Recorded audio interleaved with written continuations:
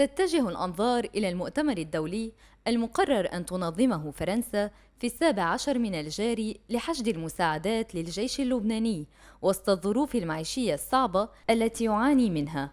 وقد وجهت باريس الدعوة لحضور مؤتمرها الإلكتروني هذا إلى دول من مجموعة الدعم، فضلاً عن الولايات المتحدة، بريطانيا، روسيا، الصين، إيطاليا ودول الخليج. ماذا يقول رئيس مركز الأمن الاستباقي والتنمية في أوروبا السيد إيمانويل دوبيو عن هذا المؤتمر؟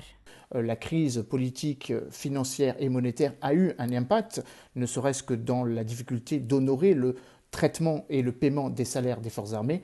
Et bien évidemment, cela est inquiétant et ça a été rappelé par le président Emmanuel Macron à l'aune du délitement généralisé que connaît le Liban. Il est d'ailleurs question d'une prochaine conférence de soutien aux forces armées libanaises, un peu sur le modèle des conférences CEDRE, conférences économiques pour le développement par la réforme du Liban, celle qui s'était déroulée en avril 2020. La France a été au chevet du Liban depuis de nombreuses années.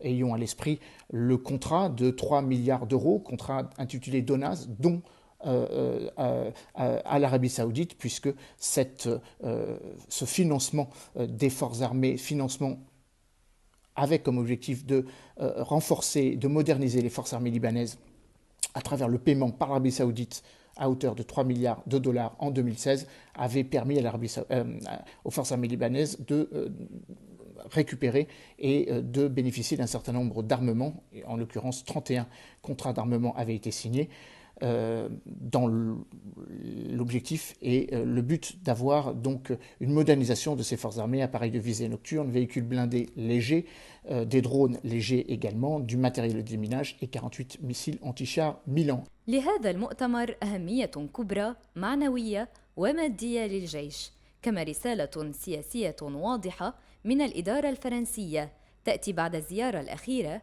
التي قام بها قائد الجيش العماد جوزيف عون إلى باريس في 25 أيار الماضي، وحل ضيفاً فيها لدى الرئيس الفرنسي إيمانويل ماكرون.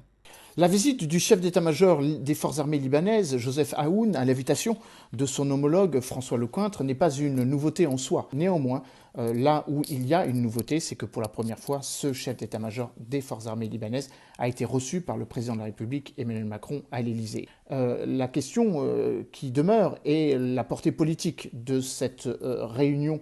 On a en tête que l'actuel président, Michel Aoun, fut chef d'état-major entre 1984 et 1990. On a aussi à l'esprit que dans le système confessionnel qui régit la structuration institutionnelle du pays depuis les accords de Taïf du 27 octobre 1989, il est de tradition que le chef d'état-major soit issu des rangs maronites au même titre que celui de la présidence de la République. Peut-être faut-il y voir un signe, ou en tout cas un signe avant-coureur, du rôle que pourrait jouer Joseph Aoun, puisque ça a été rappelé à moult occasions par le président Emmanuel Macron. الاهتمام الفرنسي المباشر بالجيش يؤكد فقدان ثقة المجتمع الدولي بالسلطة الحاكمة، ويدعم نظرية أنه من الضروري مساعدة الجيش ليبقى موحداً في مواجهة الأزمة والضائقة المعيشية الحالية، ولا سيما كونه العمود الأساسي لاستقرار لبنان. Il est aussi intéressant d'avoir à l'esprit que le gouvernement de Hassan Diab a été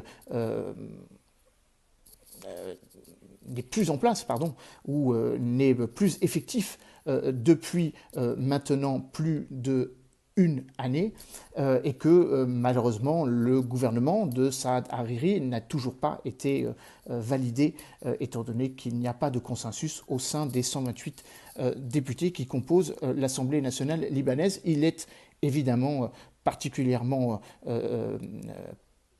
intéressant d'avoir donc à l'esprit que la visite du chef d'état-major des forces armées apparaît comme l'institution et la personnification de cette institution comme la plus stable du pays. Peut-être faut-il y voir pour les mois qui viennent un élément sur lequel la France pourra s'appuyer peut-être davantage qu'elle ne l'a fait jusqu'à présent vis-à-vis de la classe politique libanaise. Nous avons tous à l'esprit l'ultimatum pour que cette classe libanaise fasse le ménage. Parmi elles, si j'ose m'exprimer ainsi, déclaration qui avait été formulée par le président Emmanuel Macron le 27 septembre dernier. Il est évidemment question d'un renforcement de cette pression maximale mise sur la classe politique libanaise, avec la possibilité de sanctions non seulement de l'Union européenne, non seulement des 27 membres de l'Union européenne à titre individuel, mais évidemment d'une concertation avec les pays du G7 pour qu'à la prochaine réunion qui va se tenir au pays de Galles, il y ait aussi une mobilisation et un engagement fort à ce que les 7 membres donc de l'organisation puissent aller dans le même sens. فرنسا قد تنجح في مساعدة الجيش على تجاوز وضعه الاقتصادي الصعب، فهل ستنجح أيضاً في بلسمة جراح اللبنانيين المدنيين عبر تأمين الخدمات الأساسية لهم لتمكينهم من الصمود وسط دولة صامتة وخرساء تشكل بذاتها مصدر خطر لشعبها؟